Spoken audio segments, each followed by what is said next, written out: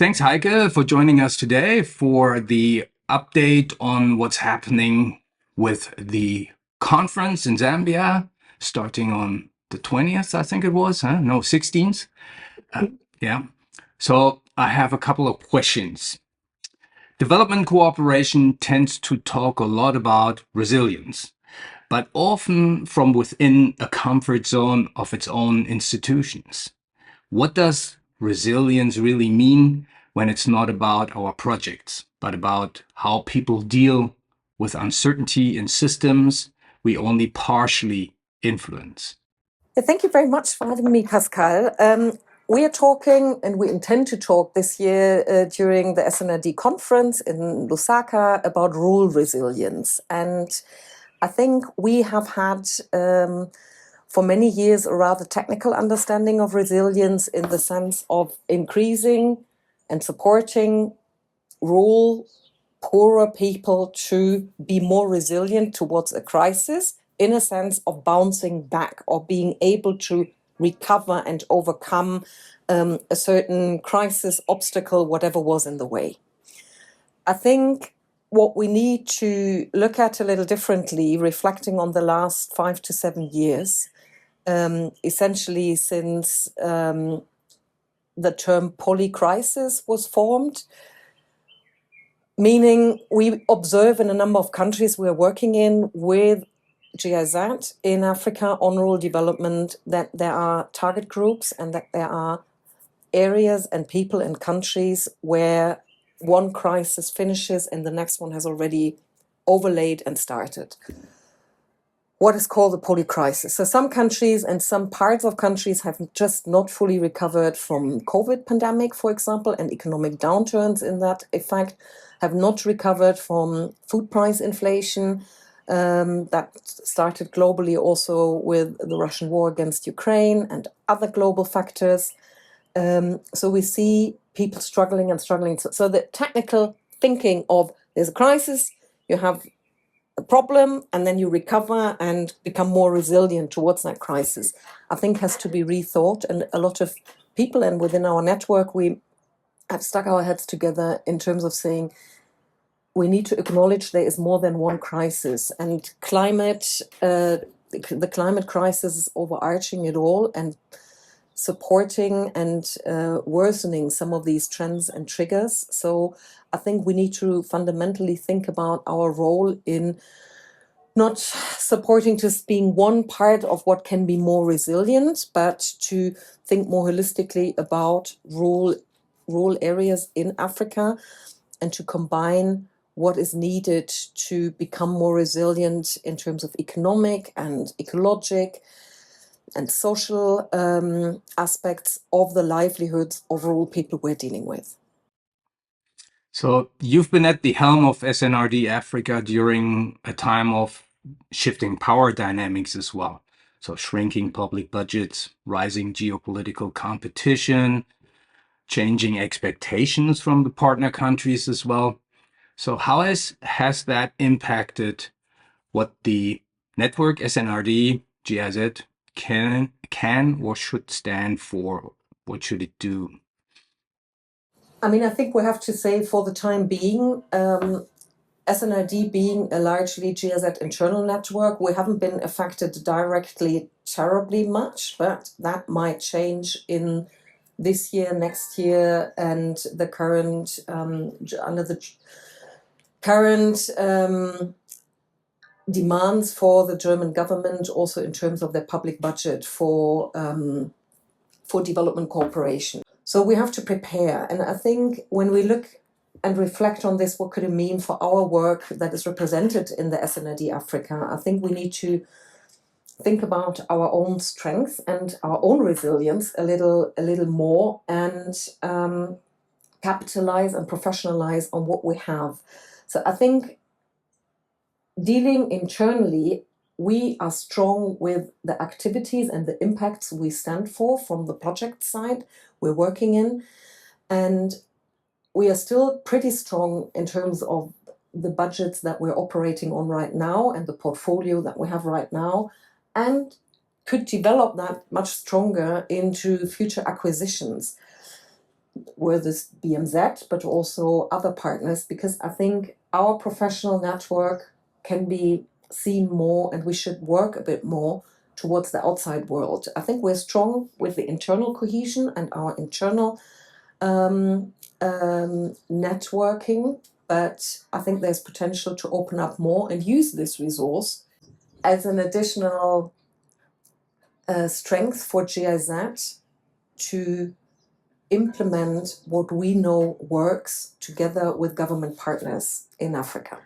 Okay, you just now mentioned the partner side, which was also part of my original question in a way.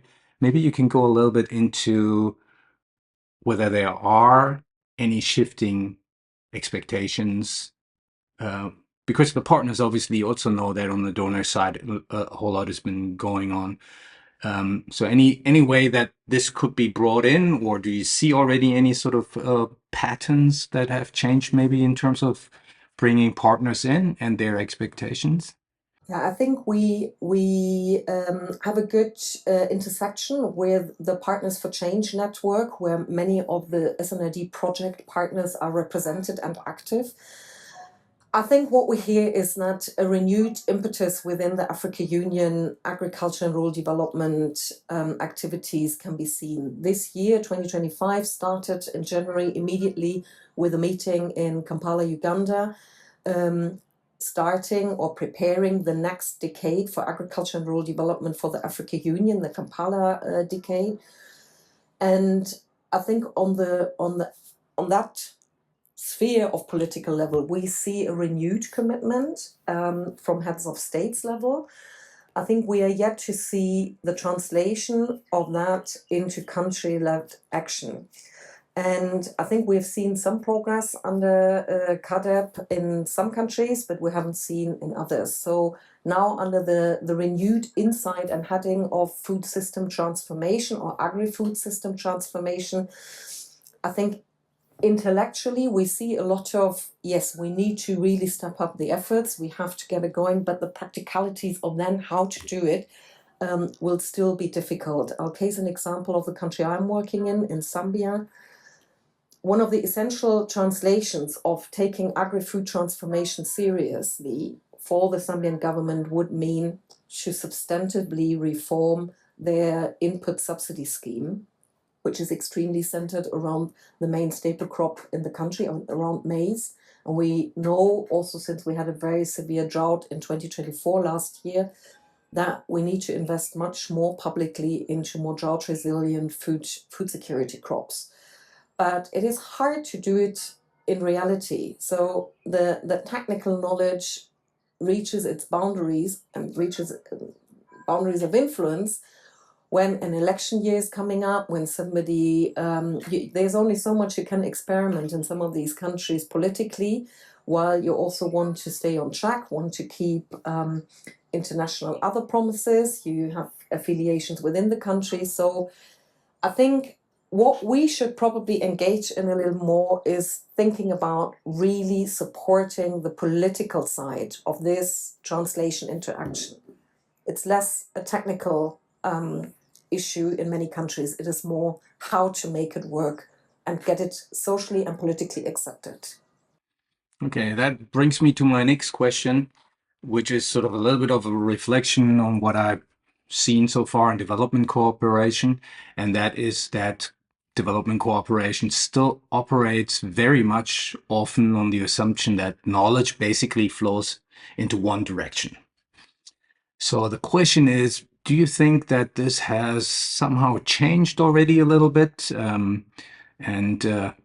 Yeah, what do you think about that? Is there a difference in the approach in a way? I hear you when you ask that question, but I'm afraid there is not yet an answer that says, yes, that has changed, we are fully understood, or we're now changing gears. I don't think we're there yet, but I think we could make a good step forward in thinking, talking, and deciding on these matters in our upcoming conference and upcoming discussions. I think your question poses a bit also what could be a vision for a sector network in future. I think we cannot just stay comfortable as an GIZ internal network of basically technical experts and policy advisors, but we could work on a new vision that would expand this network and would open up to other people and would open up also the access to what we feel is our treasure, our knowledge, our experience, the impacts we have created. That would mean that we need to think about different types of digital formats that are open to the public and where we can also be seen as a network other than on our own website, and expand a bit more beyond the preaching to the converted choir, but to reach out to African experts, to partner organizations, to research organizations and others we are working with in order to maximize the potential benefit we also see. I personally believe that also as a staff, a lot of us could benefit from more exposure to other institutions and to other networks and cross-fertilize a bit more. So that to me would be a good vision to work towards under the question of what is the future of SNRD Africa. So communication in our field often falls into what we could call maybe a trap of self-reporting. So I'm pretty much concerned with ourselves. So highlighting our activities instead of providing real insights that would be interesting, sort of creating visibility of the impact instead of trying to really find out where the value inroads are. So from your perspective, what would be maybe smarter communication? What could it look like, especially for SNRD as such as a network, but also maybe in general what the approach could be? Okay, I don't think I have a silver bullet, crystal clear vision there, how it could look like, but I think, a bit of an idea who are the best people within the network to take this discussion further, and also to explore where the outside world has the interest, where's the demand for what we think we have on offer. And here I think we have to focus on what we are best at, and that is our core, the working groups. These are the topics around which we have organized ourselves, where collegial and professional ties and nets have been formed and woven. And I think to enable a more fruitful exchange with the outer world, so to say, we should probably ask then in the working groups, what are the essential messages? I think it would be around messages, not so much the activities or... Of course, we did activities, we gained knowledge, we have formed that into knowledge products, and we've produced impacts, but to then take it the next step further, I think key messages are helpful to also get discussions going. I'll case one example from the global program, Food and Nutrition Security, Enhanced Resilience. We have had extremely rigid global monitoring across 12 country packages, reporting to the same indicators, mainly on women of reproductive age and children under 2 years nutritional status. We've gained a lot of insight there. But one of the key messages from one after the other country package coming slowly to an end is that even where we made a lot of progress in the nutritional status, we were not incredibly successful in keeping the resilience up over time. And the aspect of resilience in that program in almost all countries was slightly overlooked, and now we know better.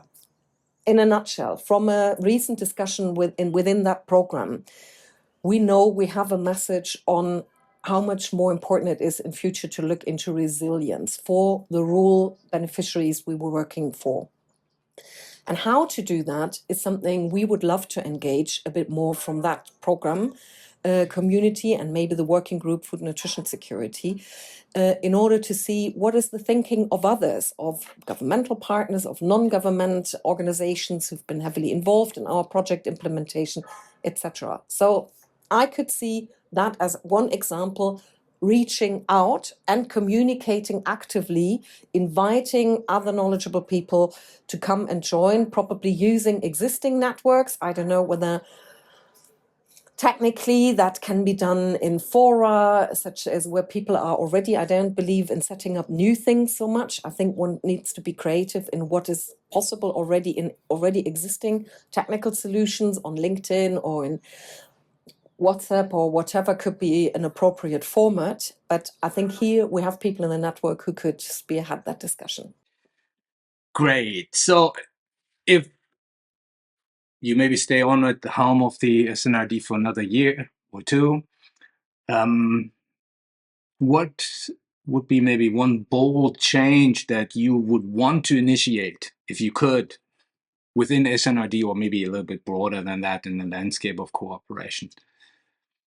I don't know whether it is a bold change, but I would really like us to be at the forefront of those sector networks that really manage to think about the beyond where we are now. I think I don't see the picture in front of me, but I see the absolute clear need to stick our heads together and think ahead, because the development world will change, GIZ will change to a degree of maybe even more fundamental transformations, not only because the topics, Agri-Food System transformations, demand it, not only because some of our partners we're interacting with and working for demand that, but because also the whole way development is funded, is understood, is politically supported, is changing. And if we think about the German discussion and the German discussion in our parliament, I think we need to be extremely aware of the need to communicate better to a German public,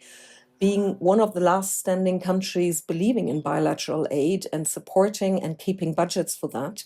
So I think our task should also be, and we have even discussed that in an SNRD strategy dialogue in February, that this element of communication and of regional joining hands is of utmost importance. And whatever it could be that the SNRD can support, I would love to, under my speakership, so to say, foster and engage on this more communication to the outer world, acknowledging the policy changes and the political changes that are happening around us, and anticipating the new future role, whatever it might look like, but initiate the processes to work on it and not to sleep on it. Okay, great. Thank you very much. Thank you.